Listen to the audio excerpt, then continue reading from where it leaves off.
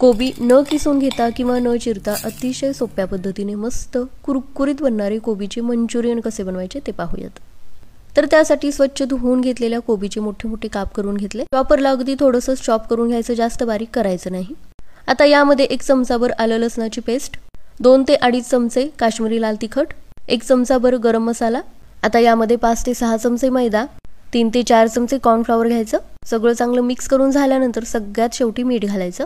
सगळं चांगलं मिक्स करून घ्यायचं। कडकडीत गरम असलेल्या तेलामध्ये हे तळून घ्यायचे। हलकासा रंग बदलेपर्यंत तेलातली बुडबुडी पूर्णपणे कमी येईपर्यंत हे तळून घ्यायचे। तेल चांगलं गरम झाल्यानंतरच कोबीमध्ये मीठ घालायचं, म्हणजे या बॅटरला जास्त पाणी सुटत नाही। मीठ घातल्यानंतर पटकन तळून घेतल्यामुळे मस्त कुरकुरीत बनतात। मैदा आणि कॉर्नफ्लॉवरचं प्रमाणापेक्षा जास्त वापरायचं नाही, नाहीतर मग मंचुरियनला कोबीची चव राहत नाही आणि थंड झाल्यानंतर सुद्धा मऊ पडू शकतात। तर कुरकुरीत मंचुरियन तयार आहेत।